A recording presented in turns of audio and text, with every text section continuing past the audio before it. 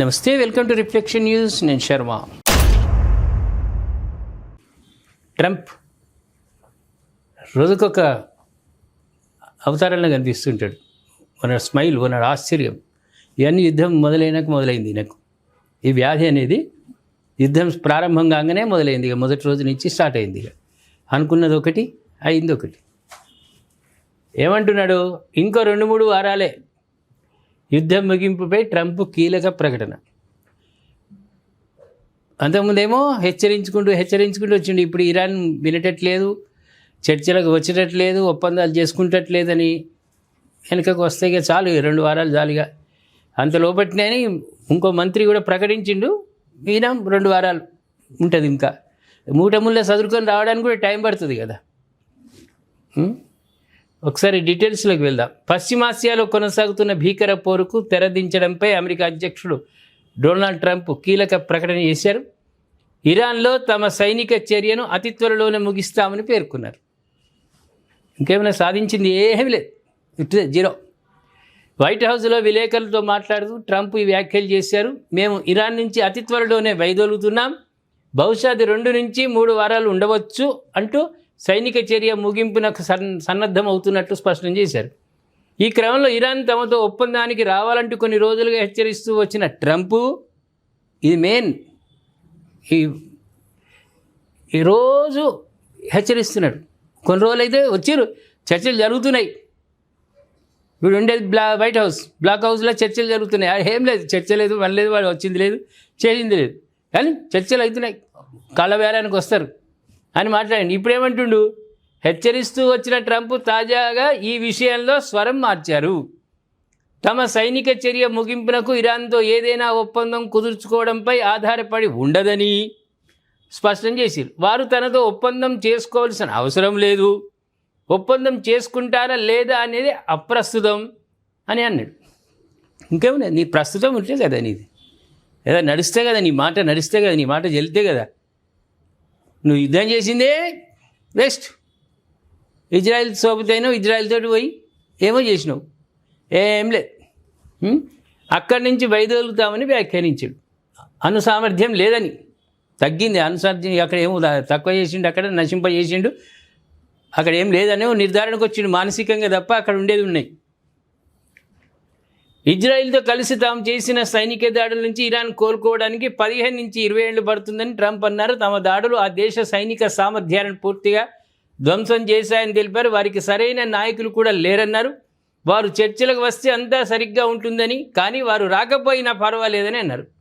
నాయకత్వం లేకనే కదా, నాయకత్వం ఉండేపటికి నీతోటి చర్చలకు రాలేదు, నిన్ను చూస్తే భయపడలేదు. వాళ్ళు గట్టి నాయకత్వం ఉన్నది, గట్టి ఆర్మీ ఉన్నది. పోయినోళ్ళు పోయినరు, అయినా ఉన్నవాళ్ళు కూడా గట్టివాళ్ళు వాళ్ళు. అందుకని నీకు లొంగలే. నువ్వేమనుకున్నావు? అమెరికాకు లొంగుతారు, కాళ్ళబేరానికి వస్తారు అనుకున్నావు. నెల దాటింది, అయినా వాళ్ళు వేసేది వేస్తూనే ఉన్నారు. నీ సోపతోళ్ళు ఉన్నారు కదా, దోస్తాను దేశాలు, వాళ్ళని కూడా ఆగం చేసిర్రు ఇరాన్ వాళ్ళు. వాళ్ళు నెత్తి పట్టుకున్నారు. ఇప్పుడు దీని సోపతి పడితే మేము నాశనం అవుతామని. కానీ 15 కానీ 20 కానీ వాళ్ళు త్వరనే కోలుకుంటారు. నువ్వు చేసిన ఘనకార్యానికి రికవరీ తొందరనే అవుతుంది. అయితే ఇక్కడ వారి వద్ద అణ్వాయుధాలు లేవని వ్యాఖ్యానించారు. ఇక గ్యాస్ ధరలు తగ్గించే ప్రణాళికపై విలేకరులు ప్రశ్నించగా, అందుకు నేను చేయాల్సిందల్లా ఇరాన్లో సైనిక చర్య ముగించడమే, యుద్ధం ఆపితే ఆటోమేటిక్గా తగ్గుతాయి, అతి త్వరలో అది చేస్తాం, అప్పుడు ధరలు తగ్గిపోతాయని ట్రంప్ వ్యాఖ్యానించారు. అక్కడ వనరులను నాశనం చేస్తేవి, ఇప్పుడు అవి వస్తే కూడా తెలియదు. నువ్వు యుద్ధం బంద్ చేయంగా నెట్ట తగ్గుతాయి. బావుల మీద వేస్తేవి, వాటి మీద పెట్రోల్ బావుల మీద బాంబులు వేస్తేవి. నువ్వు కువైట్లో ఇరాన్ వాళ్ళు వేసిరి, గల్ఫ్లో అక్కడిక్కడ రికవర్ కావడానికి 15 నుంచి 20 ఏళ్ళు లాంటివి. మరి బావులు ఎప్పుడు రికవర్ కావాలి? నువ్వు చేసిన ధ్వంసం ఎప్పుడు రికవర్ చేయాలి? వాళ్ళు ఎప్పుడు సప్లై చేయాలి? నెత్తి పట్టుకుంటున్నారు ప్రపంచం వాళ్ళు. వీడిని అనవసరంగా అమెరికాలో ఎందుకు గెలిపిస్తారా నాయన. ఇరాన్ యుద్ధం ముగింపు దశకు చేరుకుందని అమెరికా విదేశాంగ మంత్రి మార్కో రూబియో కూడా పేర్కొన్నారు. త్వరలోనే ఇది జరగనుందని మీడియాతో వెల్లడించారు.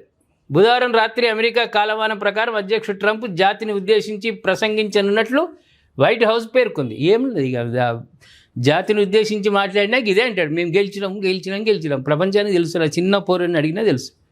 ఇరాన్ గెలిచింది, అమెరికా ఇజ్రాయిల్ గెలవలే. ఇందులో ఇరాన్కు సంబంధించిన ట్రంప్ ఒక ముఖ్యమైన ప్రకటన చేయనున్నట్లు వెల్లడించారు. ఏం లేదు, తోకచాడుచులు ఉన్నాయి, మూటాముళ్ళే చదువుకొని వస్తున్నామని జాతిని ఉద్దేశించి ఎప్పుడే తప్ప వాళ్ళు కూడా అమెరికా వాళ్ళు ఊహిస్తారు. వీడు చెప్పే ముచ్చట గదే ఉంటుంది, మూటాముళ్ళే చదువుకొని వస్తాం, యుద్ధం ఆగిపోతుంది, అప్పుడు ధరలు తగ్గుతాయి. ఎందుకంటే అమెరికాలో తిరోగమనం, వాళ్ళంతా ప్రజలు కూడా ఎదురుదాడి చేస్తున్నారు,